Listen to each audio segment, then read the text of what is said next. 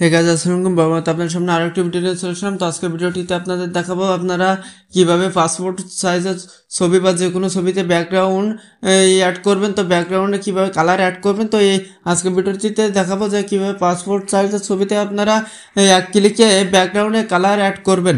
তো ভিডিওটি না টেনে সবাই শেষ পর্যন্ত দেখবেন এবং আমাদের চ্যানেল নতুন হয়ে থাকলে অবশ্যই চ্যানেলটি সাবস্ক্রাইব করে দেবেন। তো তার জন্য চলে যাবেন গুগলে, যাওয়ার পরে রিমুভ পেজে লিখে সার্চ দিবেন। দেওয়ার পর এখান থেকে আপনারা সর্বপ্রথম একটি ওয়েবসাইট পেয়ে যাবেন। তো এই ওয়েবসাইটটি একটি ক্লিক দিবেন।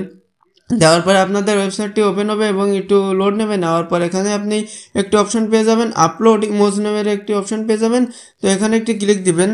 এখানে একটি ক্লিক দেওয়ার পর আপনাদের গ্যালারিটি ওপেন হয়ে যাবে। তো যে ছবিতে আপনি কালার অ্যাড করতে যাচ্ছেন, ব্যাকগ্রাউন্ড কালার অ্যাড করতে যাচ্ছেন পাসপোর্ট সাইজের ছবি, তো আপনি এখান থেকে সেই ছবিটি সিলেক্ট করে নেবেন। নেওয়ার পর এখানে আপলোড দিয়ে দিবেন। দেওয়ার পর আপনাদের সামনে একটু লোড নেবে, তো আপনারা এখানে অপেক্ষা করবেন। তো লোড নেওয়ার পর এখান থেকে ব্যাকগ্রাউন্ডটি কিন্তু রিমুভ হয়ে যাবে।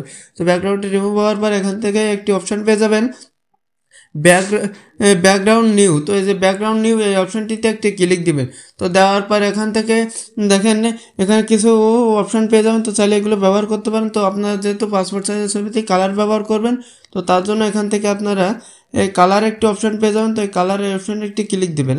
তো এই অপশানে একটি ক্লিক দেওয়ার পর এখানে আপনার সকল কালারগুলো কিন্তু শো করবে। তো এখান থেকে দেখেন সকল কালারগুলো শো করতে, তো আপনার যে কালারটি পছন্দ হবে সেই কালারটি এখান থেকে আপনারা আপনার ছবিটা লাগিয়ে নেবেন। তো দেখেন এখান থেকে আমি সকল কালারগুলো আপনাদের দেখাই। তো এখান থেকে আপনারা এই কালারগুলো দেখতে পাচ্ছেন। তো ছবির ব্যাকগ্রাউন্ডে কিন্তু লাগছে। তো এখান থেকে আপনারা যে ব্যাকগ্রাউন্ডটি পছন্দ হবে আমি এই ব্যাকগ্রাউন্ডটি দিলাম। দেওয়ার পর এখান থেকে ছবিটি আমি একটু ছোটো বড়ো করে নিতে পারবো। তো করার পর এখান থেকে আমি আমার মন মতো ছবিটি এখানে বসিয়ে নেব।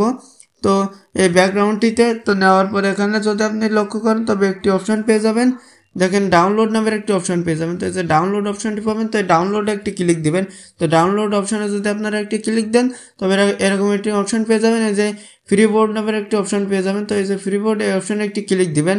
তো এই অপশানে যদি একটি ক্লিক দেন তবে আপনার এরকম একটি ইন্টারফেস শো করবে। তো এখান থেকে আপনার ডাউনলোড এই অপশানে একটি ক্লিক দিবেন। দেওয়ার পরে আপনাদের এই ছবিটি কিন্তু ডাউনলোড করা হয়ে গেল।